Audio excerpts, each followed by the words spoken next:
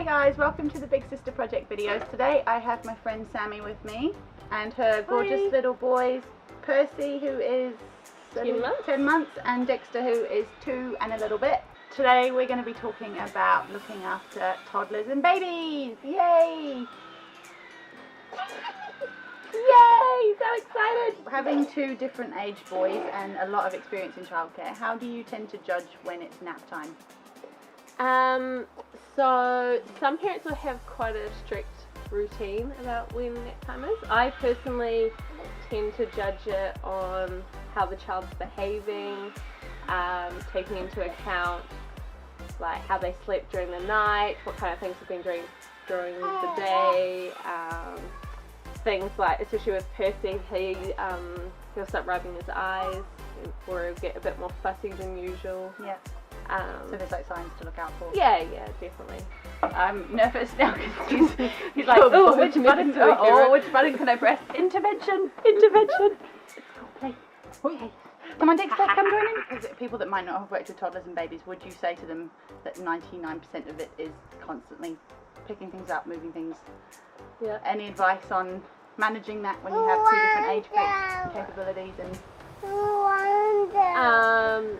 You kind of get used to doing things when they are napping. Okay, good tip. Wait for them to nap to clean up. Yeah. Otherwise, it can just be chasing it gets worse and worse. Yeah. I guess, I don't know. It's just all hands on, and you lower your standards very quickly. You just got to go with it and not have high expectations. I like it. Yeah, and always like the more organised you can keep things. Quite often I'll swap out toys. Want to get down? Rotate them so there's not so much stuff around.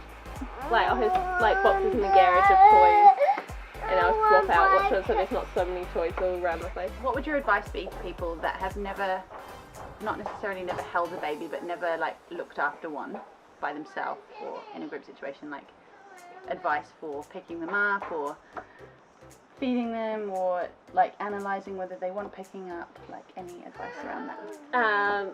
So obviously if we're talking a baby, you need to be holding their head, supporting them, because they can't hold their own necks up. When they're really little. Yeah. Oh, thank you. I don't think you can pick up a baby too much. You don't? When they're young, they just love to be cuddled, love to be held. Babies cry. A lot. And don't be offended. Yeah, it's nothing personal, it's just the only way they can communicate. That's a good thing to know, I think, is knowing that that's the only way they can communicate, so don't take it personally. Yeah, and you just have to do the checklist of things, you know. Are they hungry? Have they had enough to drink? Have they got a dirty nappy? Are they too hot, too cold? Are they tired? Yeah. Have they got teeth coming in? Or we have a Dexter with some cheese. No longer update, the cheese is over the fence now. So it's like judging from the checklist, and then if everything's like if this still isn't, you know, something that's working out, then maybe ask for more advice, or maybe Google it. I can't fit on this child kind of size thinking bench. about what kind of stage they're in. So if they're teething, they might have sore teeth. True. If they're growing, you know, they might be more tired than usual. This video, I apologize, might need subtitles. So how do you deal with meal times when Mr. 2 doesn't want to eat? Like, I know sometimes au pairs might be left alone to feed the kids, and it might be a nightmare. Like, what techniques can you try to get them to eat? So one that we use a bit with Dexter is he's involved in the whole process. So we'll do some gardening and grow our own vegetables, and so he sees that side of it, and then all the way through to the kitchen, so he'll help. That's cool. He'll sit up at the bench and watch and help cook dinner. That's cool. Another one is we don't put a lot of pressure on it, so we'll just serve dinner and start eating, and then he'll come over and get interested in what we're doing and want to eat, instead of saying, Dexter, you have to eat this. Right, that sounds cool. Yeah. I guess. What about if he's like mid-food and then just stops eating and doesn't want to finish? Then he stops. You just leave it? Like, there's no like... Yeah. He tends to, at this age, he likes to snack a lot more. Right. So he'll be constantly eating just small amounts. Yeah. So it's not so much pressure around an actual meal. Yeah. And quite a lot of it, he, like how you prepare it, especially at this fussy age. Yeah. Like if he's going to have cucumber, he'd like it in sticks, not just cut in slices, or, you know, like, just, yeah. Fair enough. I agree, Dex. Sometimes it's nice to have it cut a certain way. Yeah. So not putting too much pressure on it, maybe showing them the process a bit more, and obviously if they don't want to eat it at all, then maybe they'll calm down and realise later that they are hungry. Yeah. And just being creative as well. Yeah. So when he was younger and he stopped wanting to eat fruit and vegetables, we used to put it in smoothies. Has he already got to that phase? Yeah, oh gosh. Yeah.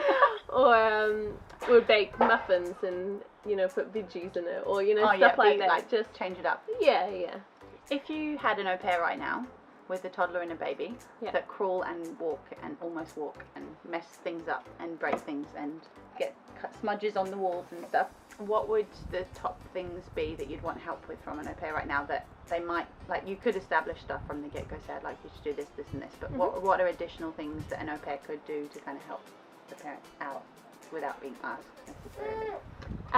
So if we were talking in like the baby phase, I think sometimes just having someone else hold the baby, especially when they're getting through the clingy stage, because sometimes you just want to go and have a shower without having a child attached, or you know, sit down and have a drink without being bugged and having someone grabbing at the food you're doing.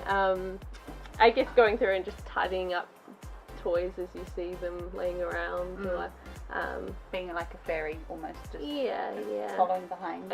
If cooking's your thing, then preparing a meal every so often. Oh yeah, that would be cool. And Definitely. just finding things that might be like additional stress to just relieve it, rather than just doing the standard nappy change or the standard getting them dressed or whatever. Like find additional knick-knacky things. And now it's quite funny, the two of them have gone and sat in the doorway with their ice block and my legs. It's like a little camera crew. It's actually quite funny. Obviously different kids and different families are going to have access to different toys and games and devices and stuff. But what games can you suggest, or things that you can suggest to cater to different like learning abilities, like, you know, using their sense of touch or smell, or like what creative games do you do with the boys at the moment that test their senses and stuff?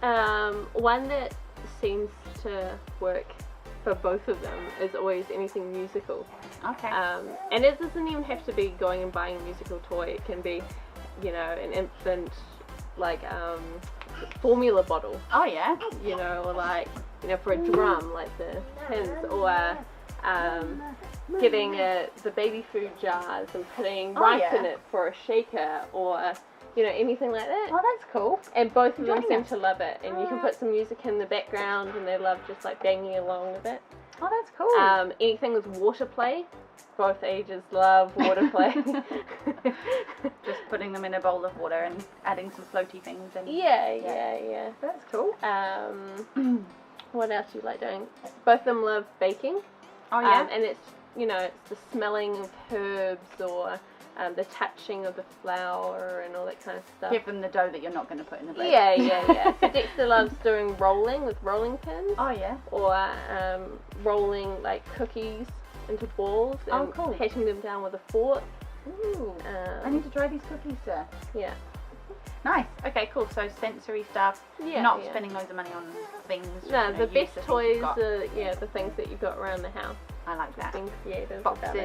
Often boxes are definitely good. Boxes. Putting people inside boxes and shutting the lid and turning them into cars. Hey. The next question is... Okay. What are some techniques to kind of help? I mean, we kind of touched on this, but help them fall asleep, or help them feel like it's okay to sleep, they're not missing out on something, or like, is there any way around that? My favourite tool is the white noise. Oh yeah, white noise. Both the boys love white noise. Percy always liked being held and falling asleep on you and then putting him down gently. That was always difficult, being rocked. Yeah, and it's like... Gently. You know, some families like things like dummies, some don't. Dexter won't go to sleep without his Nana Rose blankie and his Mr. Sloth toy. Oh. So he's just got things that he's attached to. Every child's different and every stage is different.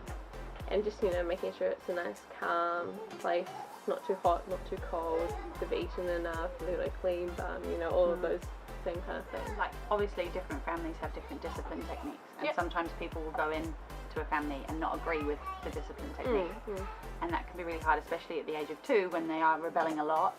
So what would your advice be to someone that's gone into a situation and believes that they have a better way of dealing with stuff? Like, would you recommend possibly trying out different things, or would you just...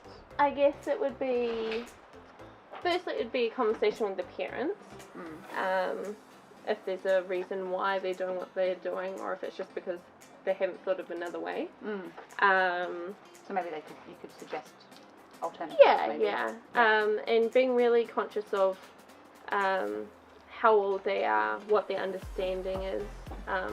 So Dexter quite often gets time out just because he needs to be taken out of the situation, but it's not for long because he's only 2, and so his sense of time is quite crazy. You know, talking to him, getting down on his level and talking to him. Eye to eye. Yeah, eye to eye down, so it's not threatening, and explaining why. I find if you say, you know, no, you can't touch that because it's hot and you'll get hurt, he understands it a lot more than if you're just yelling at him for no reason. Yeah, so just keeping the conversation open if their techniques aren't working with you necessarily because the kid's not used to you doing it. And be consistent. Oh, that's a good one. Yeah. Keep consistent. Well, that's all for now from us, and we hope you learned. And obviously, every toddler and every baby's different. Some will have special needs. Some will have, you know, different growth stages. Some babies might be, you know, allergic to something. That there's a whole bunch of, like, a whole range of things that could be different in your situation. But keeping communication lines open is good. Yeah, testing definitely. things if you really think that you have an alternative way of doing things and you see that something's not working in the family, finding an opportunity to bring that up in a nice way, or maybe just show them one day. And Mr. Google for everything Mr. Google else. for everything else. And lots and lots of kisses. Okay, you want to say bye? So if you have any questions, feel free to message me, or you can ask me for Sammy's number and I'll like pick you up. She can like cry with you about it because I don't know what it's like to like look after a baby all the time, but this one does. You don't sleep. You don't sleep. That's the main difference between nannying and parenting. You don't clock off. You don't clock off. Yeah, so appreciate the time you get to clock off and use that to revitalise, because babies and toddlers are more of a challenge than young kids most of the time, because their reasoning and logic isn't there yet, so you really have to push a lot harder to be patient and tolerant and stuff. Dex. So yeah, like and subscribe, and see you later. Say bye. Bye. Can you say bye to the camera? You say bye. Bye. Bye. Bye.